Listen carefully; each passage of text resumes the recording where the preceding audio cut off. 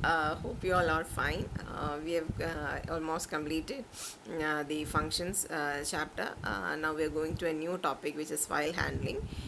You know what a file is. You have used different files, etc. But we use those graphics in a use those files in a graphical manner. That means on a mouse click, use a file, you open a file, etc. But what we learn here is how to use a file inside a program.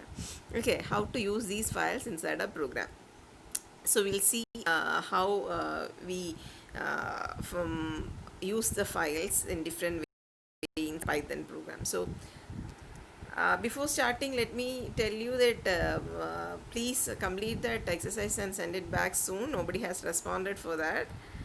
So starting with file, what is file and file handling? File handling is actually a mechanism that we can read the data of the disk files in the Python programs and write back those data from the Python program to the disk files. You know, using a mouse click, you just open a file, write some content on that, close the file in one mouse click, etc. But things are different when you're using a program and you want to put some data from that program. What will you do? So we are learning those things inside this file handling. So in the Python program, what I have done is actually you give some data through the keyboard, and you see the output in the monitor, right? So instead of that, we are going to take the inputs or take the data from the take the input from the stored file inside the disk, and whatever comes as output, we are going to write back on the file inside the disk. We are not showing it in the console, that means a monitor, and we are not going to take the data from the keyboard also. So we'll see. There are actually two types of data files, the text file as well as the binary file. So data, how according to the usage or how the data is being stored, it is divided into text file and binary file. For the users, it remains the same, but how internally how the data is being stored, according to that the data is divided into two. So we are more looking into the text files. Text file stores the information in the Unicode characters, ASCII as well as Unicode characters. We know what an ASCII is. We learned different types of coding last year. So what an ASCII is, you know, and what Unicode character is also, you know. So text file, in text file, everything will be stored as a character. For example, if the data what has to be written is in computer is a word computer, then it will take 8 bytes. Why? Because 1 byte is for one character. So totally computer has 8 characters, so 8 bytes will be used to store. So and if it is a data floating value, is a data is a floating value, like the value given in the screen, it will take 10 bytes. Why? Because floating value takes different amount of bytes. Now each text file is terminated by a special character, like called as EOL. EOL means end of line. In the text file, some translation takes place with this EOL character is written or is read or written. And in Python, EOL is actually new line or /r, or the combination of both. We use this to represent the end of line. We use new line or /r. And what are binary files? Binary files are actually the same as what is in the memory. What we store, I told you, computer will be for the storing the string computer, it will take 8 bytes, but still when I open that file, I'll be able to see as computer. But when I open a binary file where the computer is written, I'll not understand anything because it is in a completely different format. In binary file, there is no delimiter, and binary files are faster and easier for the program to read and write than text files. Why? Because binary files are files that stores exactly how the data is being stored in the memory of the memory of the computer. Data in the binary files cannot be directly read. It can be read only through Python program for the same, which means that when I open and see text is written in it, but when I open a same binary file, I will not understand what it is, because computer program will understand and system will understand what is written in it. Okay. So steps in data filing is actually, for whatever we have to do, we have to just open a file first, perform the operation, whether it is read or write, whatever it is, you have to perform that, and then close the file. So we learned how to open a file, perform different operations on it, and after close the file. Whenever you use a program and whenever I want to use some data inside the file, I have to open the file first, then do whatever operations you want to do on it, and after doing the operations you have to close the file before closing the program. Now, what is a method to open a file? Actually, we can open the file either to read or write or append.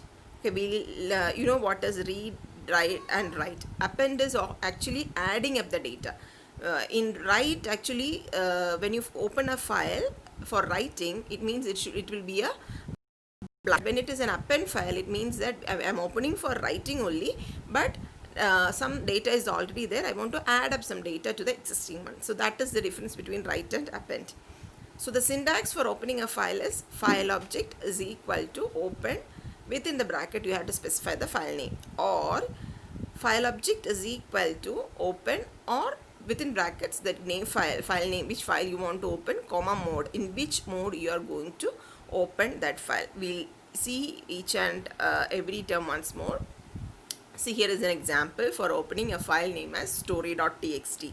I told that t.txt is for the text file, opening the text file. So story.txt is a text file and open is a method used, and my file is actually the name. For example, story.txt is somewhere in the disk and it is loaded in the memory, and its address is actually stored to my file variable. Okay, story.txt is somewhere in the hard disk, so it is so my file is actually the variable storing the address of that location where the story.txt is opened. So my file is that address is linked to the my file object. So my file is actually a variable where the address of the story.txt is stored. So here story.txt is present in the same folder where the Python file is there. See, in the open I have just given the name of the file. So that file should be there in the folder where the Python program is residing. Okay. So if it is stored somewhere else, you can see the next example where a path is given. Okay, open within brackets, you can see path from D, my data, poem.txt. Here this poem.txt is stored somewhere else. It's not necessary that it's in the Python folder, but it's stored somewhere else. But if I'm giving the exact path for opening it, it will go and open the poem.txt. Otherwise, if you are giving the same thing, it should be in the same folder. And you can see that within after that name of the file, you can see something is written as R. That is a mode. For what purpose you are opening? I am opening the article.txt for read purpose. R represents for reading, W represents for writing, and A represents for append. Okay, so my file is equal to open, the name of the file, comma mode. Mode means for what purpose you are going to open it. So here R is for read, W is for write, and A for append. If you open the file for read and you try to write something on it, it won't work. Is that clear? And the next thing is for writing the whole path. When the file is not in your will be stored somewhere else, then you can give the whole path. And within these paths you have to give double slash. Okay, double slash you have to specify, because one slash or a single backslash represents for you as escape character. Now in escape character, if you want to use a single slash, you can use a character R before the path. Okay, so now my file is actually also known as handle. I told you that it's a variable that stores the reference to the disk file. Where does that disk file, where does file that poem.txt reside, and the starting address will be stored in the my file, but it is also known as file handle. And these are the different file access modes. You can see R, W, A, R plus, W plus, A plus, etc.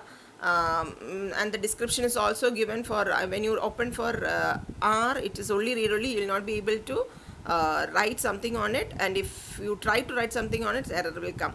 So you can go through the different access modes, and once the action is performed, how to close it. You use the handle and just use the function close. You know what a handle is? We learned what a handle is. Just use the file, use the handle myfile dot close. You can use any variable instead of that myfile. Okay, myfile dot close. Okay, that's all for this session. We'll continue with the file handlings in the next class. Okay, thank you.